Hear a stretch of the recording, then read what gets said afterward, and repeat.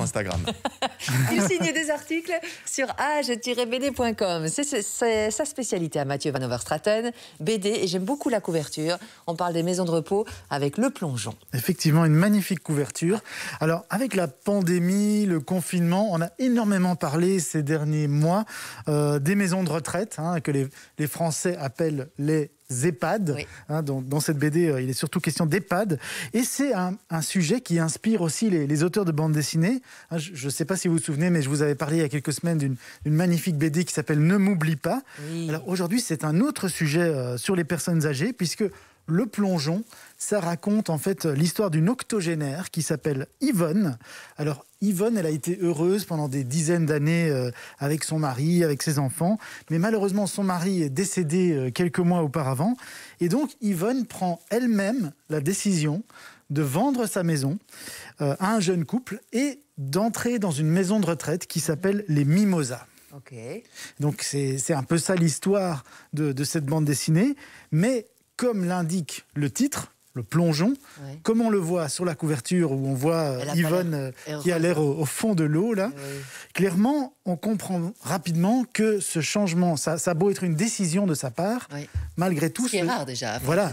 C'est déjà pas mal, entre guillemets, mais elle a l'air vraiment triste. C'est ça, a priori c'est très positif de prendre cette décision soi-même, mais évidemment ça va s'avérer plus douloureux quelque part que prévu pour elle, parce qu'elle reste encore bon pied, bon oeil, et elle se rend rapidement compte, en étant dans cette maison de retraite, qu'elle va perdre en fait une grande partie de sa liberté, et clairement elle aime pas la déco de cette maison de retraite, elle aime pas la façon dont la responsable de la maison de retraite lui parle, elle regrette de ne pas recevoir davantage de visites, donc clairement au début c'est difficile, mais ce qui est beau dans cette BD, c'est que c'est pas du tout un récit misérabiliste, c'est pas du tout négatif, parce qu'en fait Yvonne, elle est de nature plutôt drôle, plutôt dynamique. C'est pas Tati Daniel, quoi. C'est pas Tati Daniel, et donc clairement sa bonne humeur, elle va déteindre sur les autres résidents de la maison de retraite, et progressivement elle va se faire des nouveaux amis, même chez certains résidents à qui plus personne ne s'intéresse réellement. Elle va aussi retrouver une seconde jeunesse, on parlait de Saint-Valentin, en se rapprochant de PF, un beau seigneur plutôt séduisant. Et donc clairement, elle sort de sa solitude, voilà, elle avait peut-être sa maison, mais elle était peut-être plus seule aussi. Ouais, ce qui est très positif, c'est que c'est quelqu'un qui prend la vie du bon côté, mais malgré tout, évidemment, elle a cette peur de décliner, cette peur de perdre la mémoire qui va progressivement l'empêcher de plus en plus souvent de dormir, en fait. Tout simplement. Et qu'est-ce qui vous a plu dans cette BD, Mathieu ? Alors, ce qui est très touchant dans cette BD, c'est que c'est une BD qui sonne juste, ça sonne vrai.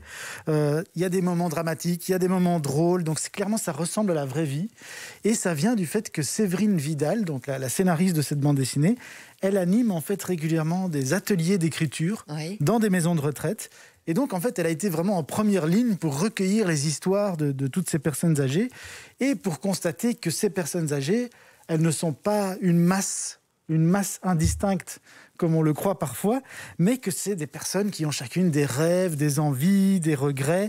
Et donc, clairement, ça participe, cette bande dessinée, ça participe un peu au changement de regard qu'on peut avoir sur les personnes âgées, en osant même s'attaquer à des sujets parfois un peu tabous, comme la sexualité des personnes âgées. Oui. Alors c'est un sujet qui avait déjà été abordé en bande dessinée par Zidrou, il y a quelques années, dans une bande dessinée qui s'appelait « L'obsolescence programmée de nos sentiments ». Beau titre. Donc clairement, ça montre que c'est un sujet qui intéresse beaucoup les auteurs de bande dessinée. Et on le montre et on le dessine. D'ailleurs, je suis tombée sur la planche là où elle absolument, où elle rejoint PF, absolument. Oui, tout à fait. Et les dessins, c'est dingue. Ils sont très spéciaux, mais très réels aussi. Absolument, et c'est d'autant plus étonnant que le dessinateur de cette bande dessinée est tout jeune. Donc, c'est un Espagnol qui s'appelle Victor Pinel. On l'avait découvert l'année passée dans une bande dessinée qui s'appelait « Puisqu'il faut des hommes ».